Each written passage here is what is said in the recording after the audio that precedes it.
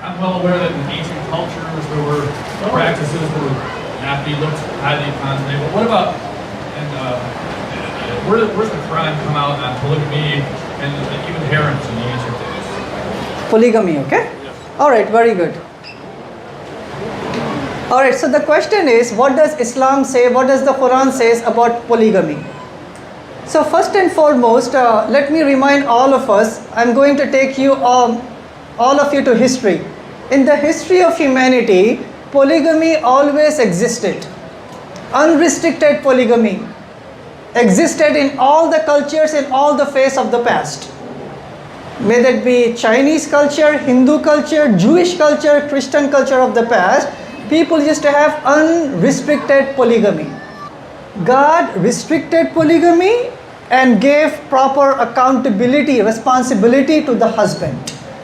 Before that, unrestricted polygamy, men used to take advantage, discard women, just have intimacy, discard them. No responsibility. Islam gave to give them 100% responsibility and limiting the number of wives.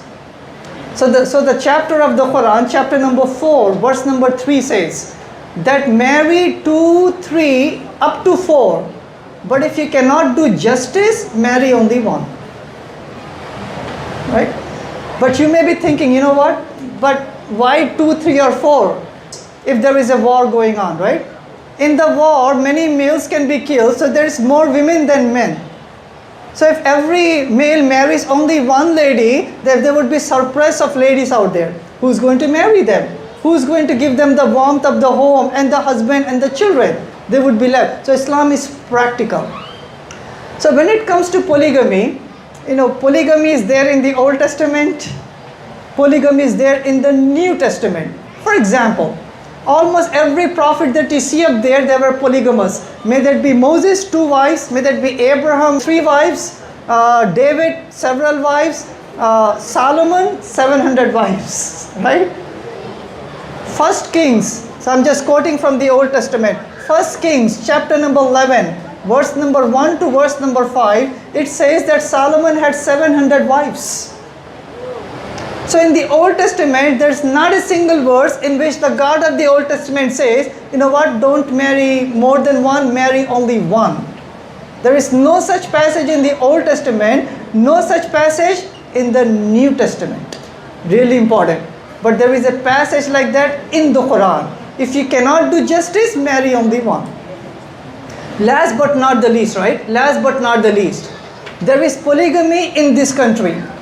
According to Chicago Tribune, a typical American male, they have seven partners. 7 partners, right? Come on. Don't look at your husband. Okay? I'm just joking, right?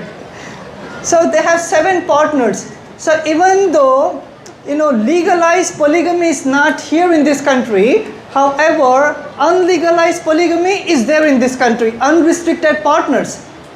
It's legally allowed. But here is the important thing, right? Because Islam wants every single human to be part of a family. Compared to that, they are like what? 38% of the households in this country, they are run by single parent homes. The solution that Islam provides here is that every single family should have a male figure. Yes, female figure also as mothers, but male figure is so important.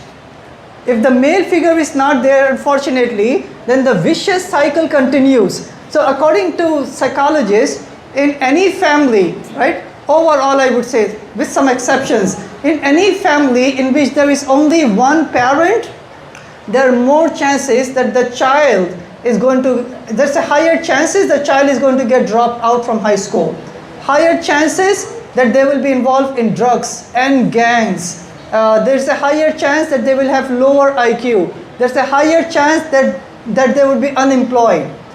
So the vicious cycle continues. Islamic solution is this, that do not objectify women as, whatever.